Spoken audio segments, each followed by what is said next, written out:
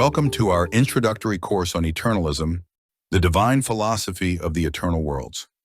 Unit 22, The Primacy of Existence, Part 4. In this unit, we introduce the Eternalism course motto, Abide and Abound, by mapping out the two fundamental paths mankind must choose between, the very choice that led to the war in heaven. We then expose the three faces of the primacy of consciousness, revealing the delusion within the illusion of the sandbox mentality, where the rock of reality is replaced by a make-believe reality. Finally, we tackle the question, what is the key to the universe? And make a final contrast between the primacy of existence and the primacy of consciousness. Let's bring in our philosophical stickman to introduce the course motto, Abide and Abound. He came up with it on one of his earlier philosophical walks, but I've held off introducing it until now, so we have the right context to fully appreciate its meaning. At the core of this discussion are two fundamental paths, the primacy of existence and the primacy of consciousness. And they aren't just abstract ideas. They shape everything from how we think to how we live. These paths are mutually exclusive, and the disagreement between them is what ultimately sparked the war in heaven. The primacy of existence mindset leads to a reality-oriented adaptation to existence, where we adjust our subjective world to the objective world, aligning my world with the real world. The primacy of consciousness mindset leads to a people-oriented adaptation to consciousness, where the order is flipped, adjusting the real world to my world.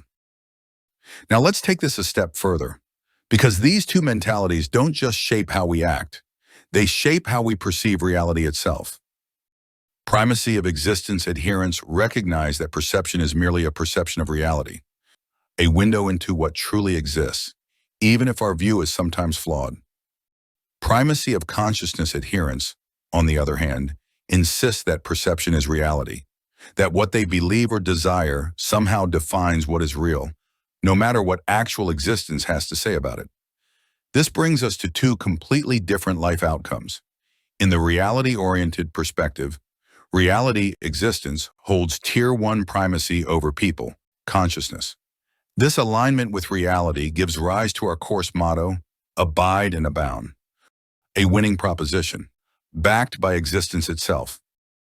In the people-oriented perspective, people, consciousness, hold Tier 1 primacy over reality, existence. This defiant mindset fuels defy and demolish, a losing proposition, an attempt to impose will over reality, leading only to rage, destruction, and nihilism. In the end, these aren't just ideas to debate in theory. They are paths we must choose in life. One embraces reality and flourishes. The other resists reality and collapses. And this is why the course motto, Abide and Abound, isn't just a catchy phrase. It's a three-word summation of the philosophy of eternalism. We've introduced our course motto, Abide and Abound, and mapped out humanity's two paths, the primacy of existence, which adapts to reality, and the primacy of consciousness, which adapts to people. Before closing, we must expose the three faces of the primacy of consciousness, each revealing its own version of the delusion within the illusion.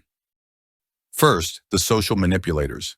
These are the statists and ideologues who have long understood, we don't have to control reality, we just have to control you. Their illusion is mistaking social control for real power, and their delusion is believing they can sustain it indefinitely. When enforced by the state, this turns into tyranny, the power to declare reality as whatever they say it is. We've covered this extensively, so let's move on to the next group. Second, the personal manifestors. Unlike social manipulators who seek control over others, these individuals truly believe their thoughts shape reality. They embrace the law of attraction, convinced that the universe is such that whatever I truly believe will manifest itself in reality. Their illusion is the success stories, promoted by those who claim to have manifested wealth, health, or happiness through belief alone. Their delusion is trusting that these stories are real, or that such an approach is even possible. This brings us to the final group, The manipulators of the manifestors. These are the gurus, cult leaders, and self-help moguls who profit from the delusions of the manifestors. They claim to have discovered the key to the universe, a secret knowledge that grants power over reality itself. Their business model is simple. If you fail, it's only because you didn't truly believe, you doubted. Sign up for another course.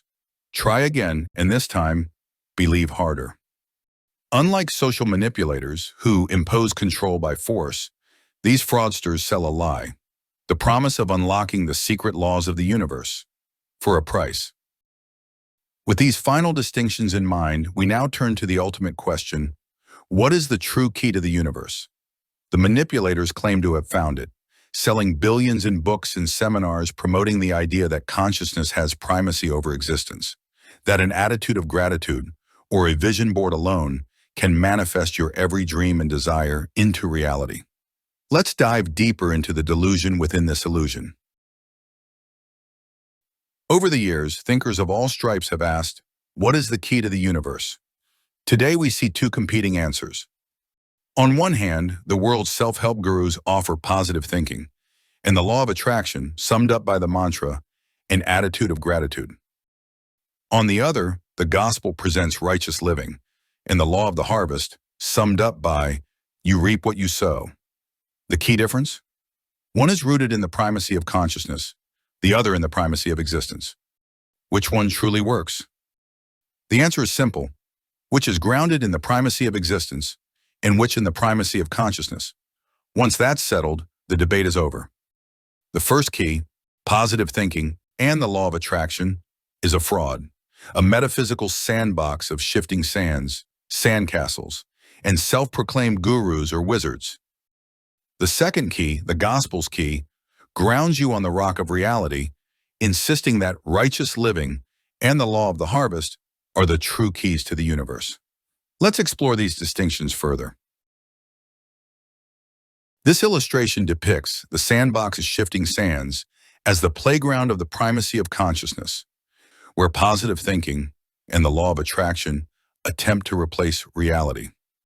In contrast, the primacy of existence stands firm on the rock of reality, grounded in righteous living and the law of the harvest.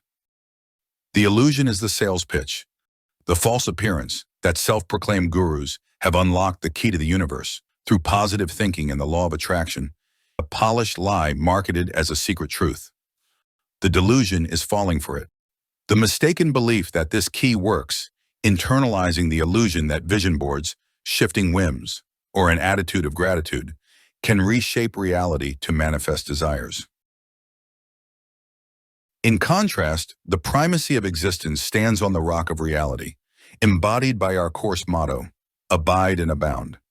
This truth is echoed in the famous words of Francis Bacon, nature to be commanded must be obeyed. Abide stands as the precondition.